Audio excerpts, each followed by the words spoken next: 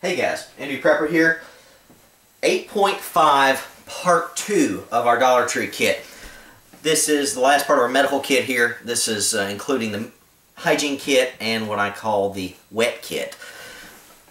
Broke these into 2 parts like I said, just because the one video was just way too long. I wouldn't want to sit there and watch the whole thing myself. So why not break it down again? So first bag, you already saw that, was our dry goods, if you will, for prepping, our Band-Aids and whatnot. This is our liquids and semi-liquids and whatnot. One bag here, just so I can show it on the video, I would recommend putting this in a second Ziploc bag just for protection. And let me go ahead and say, you could of course stuff the rest of this bag and the extra spaces here between the bottles and all with plenty of cotton balls, as many as you want. The cotton balls in the dry kit can be used for dry stuff, prepping any way you want. And here, if I happen to have a leak, if I had the isopropyl alcohol, the hand gel, the petroleum jelly leak out, who cares? I can use those for fire starting, even if several of them leak out. Let this soak up anything that happens to leak out so I don't have too bad of a mess. I think the extra cotton balls in there would be good to soak up stuff, and then they'd be ready to use. But again, if I don't have a leak, I can use the cotton balls for other things if I need to. So I think that's a good compromise, and the cotton balls have some of this and some of the dry kit, other than just having them packed separately. You could do that if you wanted to, but whatever. Alright, wet kit. We may not want to keep all these together in the same container, but I just threw them in here to talk about. First thing, triple antibiotic. So basically knock off Neosporin for $1. More than enough. 0.33 ounces. This is going to be more than you're ever going to need in a 3-day situation.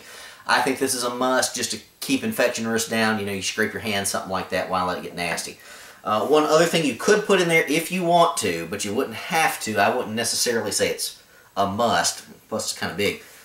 Hydrocortisone cream. Now this is a big full tube of hydrocortisone cream. It's a full ounce. That's a lot of hydrocortisone if you happen to get into poison ivy, poison oak. But, you know, soap, water is going to do okay, along with your Benadryl that you're going to keep in your kit. You could get by without this.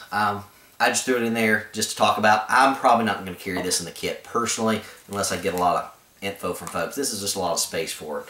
Just hydrocortisone. Again, I'm not going to be hiking through the woods off of a path if I can help it, okay? 72-hour kit, I'm going to stick to the trail if that's where I happen to be, or, you know, just stay somewhere reasonable. Don't get into the poison ivy and poison oak. Best way to avoid needing hydrocortisone cream. Do you need hydrocortisone cream sometimes? Sure you do, especially if you are trying to get into the bush and go places you shouldn't be going, which I do sometimes. It's fun. Okay, next I've got the little alcohol gels, hand sanitizers. Dollar Tree brand does not smell particularly good. I bought a bottle of it for work and, well, almost had a rebellion on my hands with some of my office staff. They hated it, so I had to go get the better stuff. I didn't know. It was cheap. It was hand gel. I didn't think about it. But we had the big giant bottle that you saw earlier. That's just too big, too much. I thought the 2 of these little 2-ounce bottles would be enough. We had 3 of them for $1. We could carry that if we wanted. I would probably carry one of these in my pocket just for quick access and another one in the pack, but I just threw them in the bag just because I did. So, of course, for sanitary reasons, you can sanitize your hands if you don't have water, sanitize equipment and gear, stuff like that. It's all sorts of things. Fire starting, which is, again, this is the medical kit review. We're not talking about that, but you could do, you know, a decent job of loading up a cotton ball or something for fire with this. But anyway, so 2 bottles of this. That's 4 fluid ounces. I think that's more than enough. Putting on a fire for starting or for sanitary purposes. I think we're good to go with 2 bottles of that, in my opinion. The petroleum jelly, which is, I believe it's 4 ounces. Yes, 113 grams. I say carry the whole thing. You know, could I dole this stuff out into a small plastic, you know, bag or something? I could, but this is reasonably sized. It's a little on the heavy side, but a lot of petroleum jelly. Good stuff. You know, chapped lips, dry skin, fire starting, just a lot of good stuff you can do with petroleum jelly. If you happen to get chafed or something, could you use this? Yeah, it's not going to be as good as cornstarch or something, but I can do more with this than cornstarch. Cornstarch, good for chafing, good for thickening soups. That's about it. I'd rather have some of this in the short term. This is more than enough to get the job done for 3 days. I don't care how much you're having to use. Again, also good for fire starting with the cotton balls. So I say carry the whole thing personally. Yeah, it's a little big, but whatever. The heaviest stuff we're going to carry is medical kit anyway, other than water. Finally, in the wet bag, we've got the isopropyl alcohol. Didn't know how much we wanted to carry. Obviously, we didn't want a whole bottle of the stuff. The giant, pint-sized thing. That's way too heavy, etc. for 3 days. That's crazy. I put them in these little bottles. I believe these are 3 ounces a piece. I have checked my old video on these bottles. I can't remember. Couldn't necessarily decide which bottle. I said, 1 is none, 2 is 1. I want 2 bottles. One of them is this little squeezy bottle right here for spraying and pouring a lot out with some pressure if you're trying to flush out a wound or something like that, or you're trying to fill up your little penny stove if you have to make one of those, carry one of those around. And it's going to be good for quite a few little fires for boiling water, purifying water, cooking, whatnot. So I wanted one in this little bottle, and one that I thought was a little unique. You may disagree, but the little spritzer bottle, squirt bottle. And I don't squirt it because I don't want isopropyl alcohol on my camera or anything else. I've tried it out. It works just fine. If you're just going to sanitize a small little area, your wound, something like that, you're not really looking to flush it out, so you've already flushed it and you want to kill any bacteria or anything in it, that'll work. It's going to sting, but who cares? It stings, you know it's working. It's effective. So isopropyl is good for that. Of course, if you wanted to, if you had to start a fire, other than your penny stove, I could have my fire laid out with my tinder and all that, and basically spritz this little thing with just a little bit of extra alcohol to get the flame started. Of course, you can use your hand sanitizer too, but I think this is a good little option, little spritzer bottle, just for an option, just something different. Yes, you can pour out of this one, and let's say you don't need the spritzer bottle and this thing's getting low. Well, you can always pour some of that into this one and use this top bottle on it. Whatever you need to do. These bottles appear to be the same size from what I can tell, so I think they're both 3 ounces or so. So that's about 6 ounces of isopropyl. I think that should be way more than enough if you know what you're doing. Finally, what I call the hygiene kit, which you wouldn't absolutely necessarily have to have, but darn it, I'm keeping it. First thing, bar of soap. Okay, keep a bar of soap in a Ziploc bag or 2. Hygiene. Good stuff. Cleanliness next to godliness and all of that. This is the Dial hypoallergenic soap, which I don't have soap allergies or anything like that, skin problems.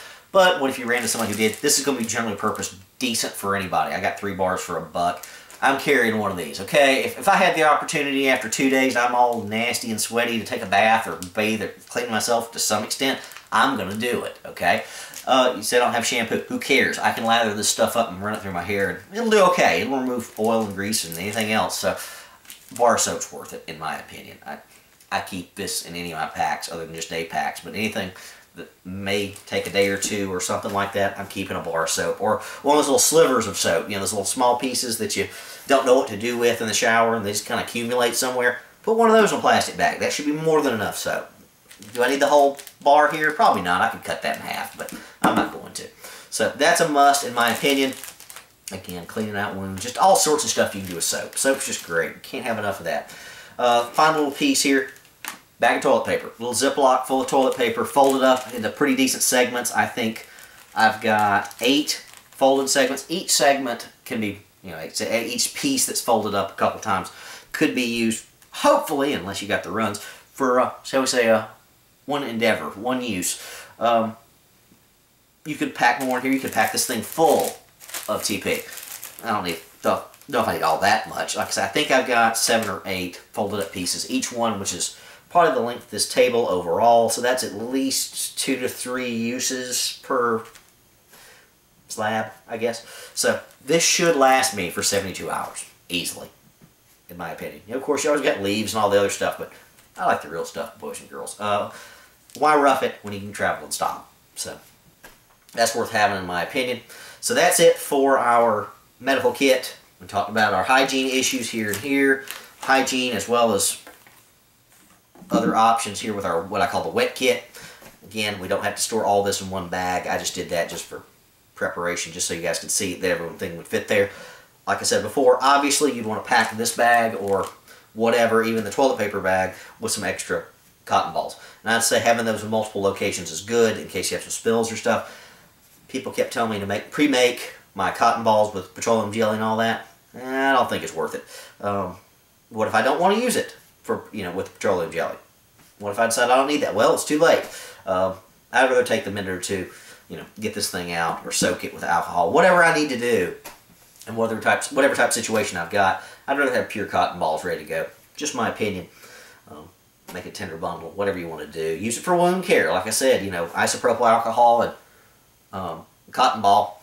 Good to clean off a scrape, something like that. If you don't have your alcohol prep pads, you run out of them, or just want to clean something more. So that's part 2, the final part of just the basic medical kit. Next part, part 9, we're going to talk about actual medications, pills, tablets, that type of stuff for our final kit. MD Prepper, out.